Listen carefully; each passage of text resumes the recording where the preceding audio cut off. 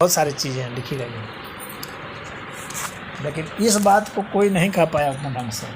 जितना अच्छे से गीता लिखा। हाँ,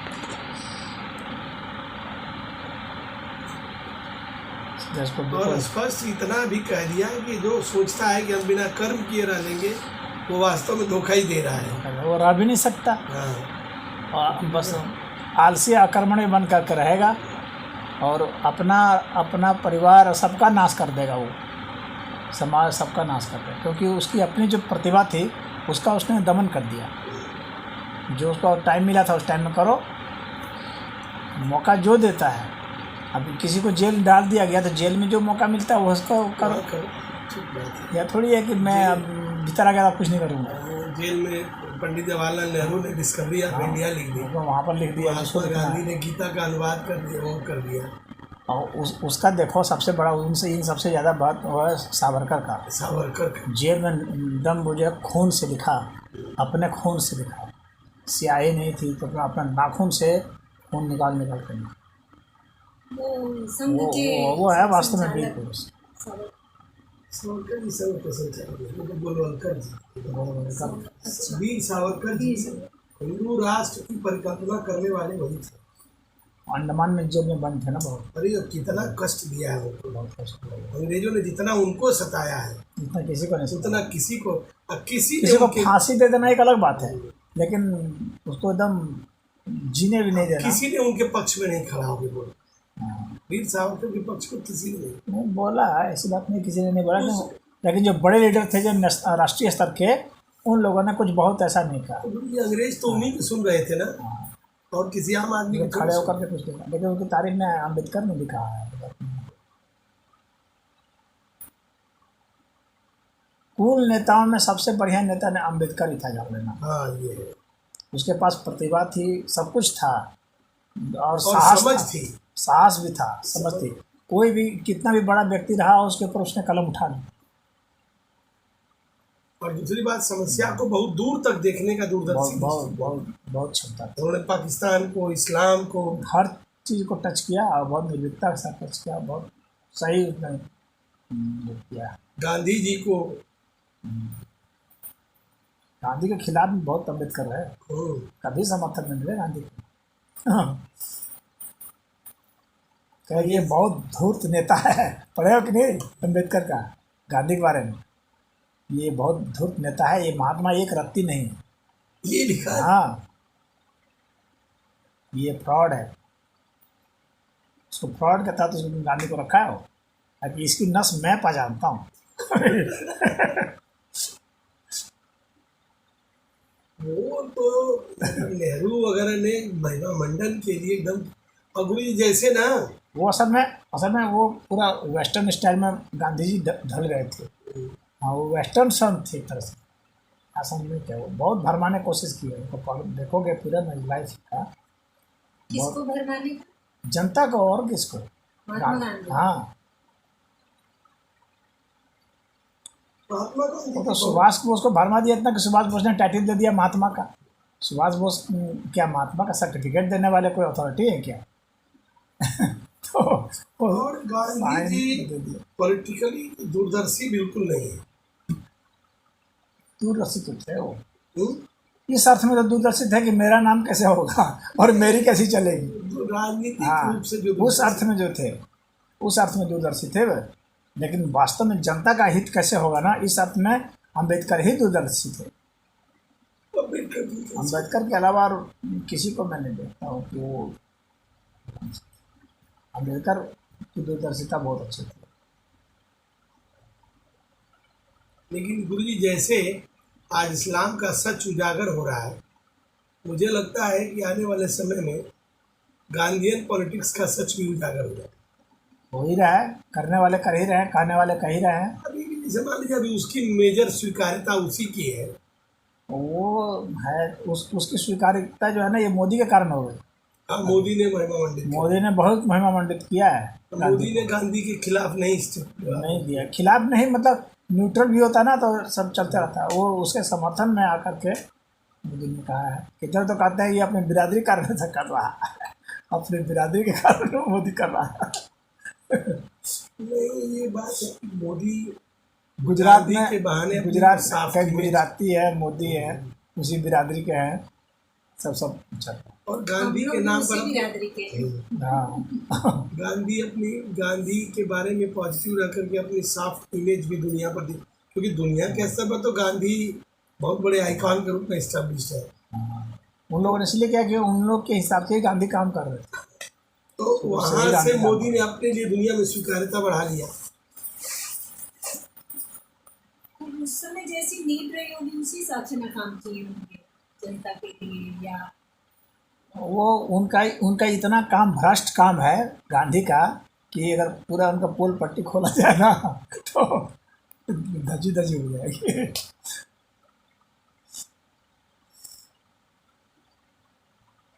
गांधी ने क्या क्या उपद्रव नहीं किए हैं। कितने लोग समर्थक हैं, कितने लोग नहीं, उसका तटस्थ रूप से देखना पड़ेगा ना। गांधी को दो ही आदमी पहचानता था, एक कस्तूरबा गांधी और दूसरा ये अम्बेडकर। उनकी पत्नी।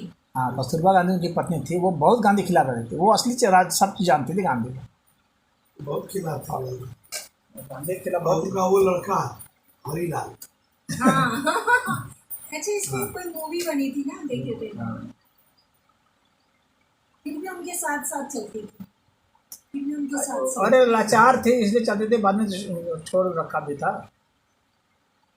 गांधी का बहुत जयप्रकाश नारायण की पत्नी को रख रखा था गांधी ने, प्रभावती थी। हाँ, अरे उसने इतना गांधी ने कांड किया है ना, उसके कांड का पूरा लिस्ट बहुत लंबा चौड़ा है। एक दो कांड नहीं किया उसने, हर तरीके का कांड किया है। इतने दूर तक किसको पता चल पाता है, सब लोग तो ऐसे ही गांधी गांधी जान रहे हैं, महात्मा गांधी महात्मा। नहीं, जो अध्ययन करते हैं सबको पता चलता है। हाँ, अफ्रीका में, वहाँ अफ्रीका में जब रह रहे थे तो वहाँ एक जर्मनी का एक आदमी था, उसके साथ उसका यौन संबंध था, मेल के साथ, और उसमें जो है इसको कस्तूरबा गांधी को दूर कर दिया था गांधी, और कस्तूरबा गांधी बहुत गुस्सा गई थी, और उसका सारा लेटर जो है ना बरामद हो गया। उसने जो चिट्ठी लिखी है ना और गांधी जी ने चिट्ठी लिखी है, दोनों की चिट्ठी का एक बुक पब्लिश हुआ है, और उसको कांग्रेसियों ने ना उस बुक को खरीद लिया, सोचा कि आ जाएगा तो बड़ी बवाल मच जाएगा, तो उस बुक को ही सबसे ज़्यादा महंगे दाम पर खरीद लिया, और पूरा उसका राइट खरीद करके खाली यहाँ पर जो है रख दिया, जो यहाँ आर्काइव है उसमें रख दिया।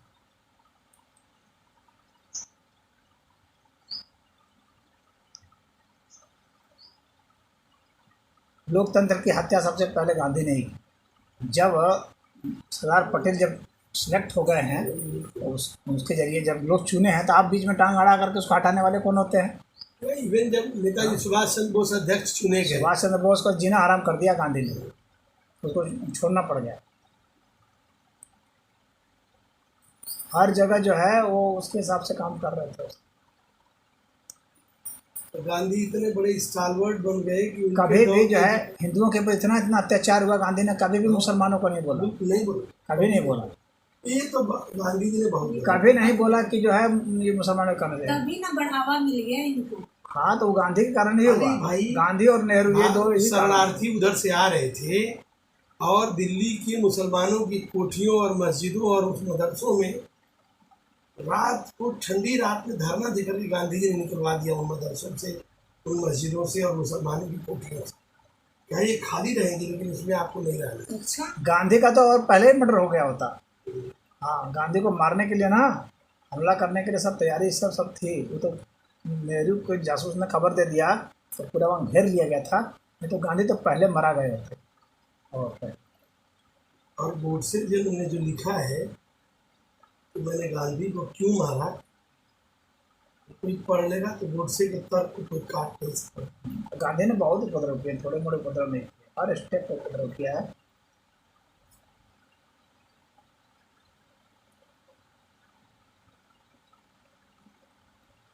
तो देश सही रास्ते पर है।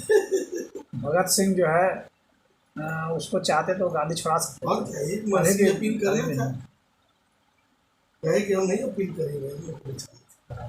भगत सिंह ने गांधी को चुनौती भी दिया था कि सार्वजनिक रूप से मंच पर आकर बहस कीजिए, मैं आपसे उम्र में बहुत छोटा हूँ, लेकिन फिर भी हम लोग मुद्दों पर बहस कर सकते हैं। आइए बहस कीजिए, आप अपने सिद्धांत से रहिए, मैं अपने सिद्धांत से रहूँ। नहीं है। अम्बेडकर ने भी कहा गांधी को रुका रखे, अम्बेडकर से लेकिन जब वहाँ राउंड टेबल कॉन्फ्रेंस में ना, जब गांधी का पाला अम्बेडकर से पड़ा तो गांधी की सिटी पिट्टी गुम हो गई थी।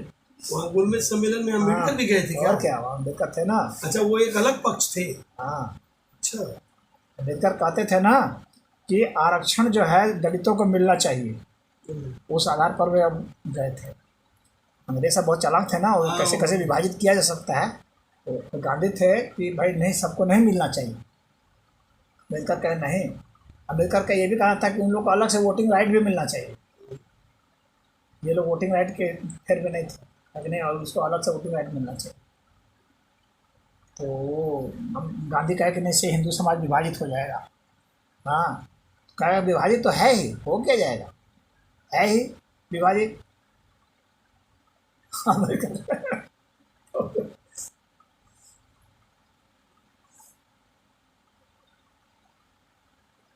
अम्बेडकर के इसलिए जो है ना मान्यता बहुत ज़्यादा है। और ये गुरुजी, अम्बेडकर की कोई ऐसा हरिजन नहीं है कोई भी ऐसा जिसके घर में अम्बेडकर की स्वप्रेरणा से अपनी उनकी मूर्ति फोटो नहीं लगा, या कोई भी ऐसा आदमी नहीं है संजीव जो अम्बेडकर का अपने को विरोधी कहता और वो विरोधी सिद्ध कर दे जिसने अम्बेडकर ने गलत किया, ये भी नहीं। ठीक बात है। आज कोई आरक्षण को गलत नहीं साबित कर सकता। अम्बेडकर की बात जो है ना, अम्बेडकर जो है संविधान में चाह रहे थे कि संस्कृत जो है वो राष्ट्रीय भाषा बने। अच्छा। हाँ, अम्बेडकर ने प्रस्तावित किया था कि संस्कृत को राष्ट्रीय भाषा बनाया जाए, तभी देश अखंड रहेगा। तो नेहरू पूरा खिलाफ में हो गया, ताकि अम्बेडकर को कहा कि एकदम ये सब बकवास बंद करो। हाँ, तो अभी ये सब कुछ नहीं होगा।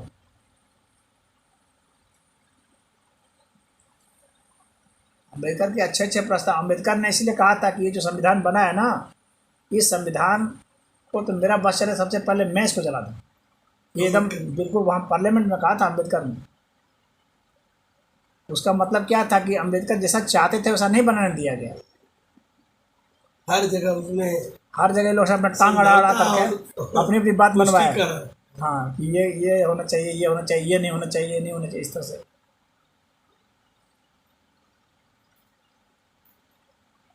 अम्बेडकर एक कोड चाहते थे, यूनिफॉर्म सिविल कोड अम्बेडकर चाहते थे। हाँ।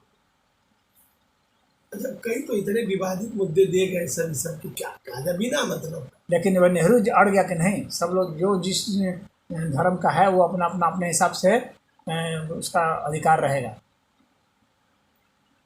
तो अम्बेडकर ने कहा कि अगर ऐसा रहेगा ना तो ये देश कभी भी अखंड नहीं हो पाएगा। इसमें सब लोग अपना अपना राग अलापेंगे और आपस में लड़ेंगे और टकराएगा। एक ही आदमी का, अम्बेडकर ने कहा कि एक ही आदमी का अगर मान लीजिए कि उसकी 3 संतान है और तीनों अलग अलग धर्म वाले शादी कर लेते हैं, तब क्या होगा, कैसे राइट उनका डिसीजन सही आ पाएगा, उनके बीच में प्रॉपर्टी विवाद होगा, कैसे हल होगा। आज हम लोग वही फेस कर रहे हैं। वो फेस कर रहे हैं। तब डायरेक्टिव प्रिंसिपल में वो यूनिफॉर्म सिविल कोड को अम्बेडकर ने डाल दिया लाचारी में, कि मतलब ये डायरेक्शन दिया जाता है राज्यों को और देश को कि आगे भविष्य में कभी मतलब बहस करके इसको ले आए। वही बीजेपी ने उठाया है मुद्दा, वही उठाया बीजेपी ने शुरू से इसी आधार पर कर रहे हैं, शुरू से ही उठाया है। लेकिन अम्बेडकर उसी समय चाह रहे थे कि एक कोड होना चाहिए पूरे देश का, अलग अलग लॉ नहीं होना चाहिए अलग अलग के लिए। लेकिन नेहरू को तो बस खुश करना था वोट के लिए।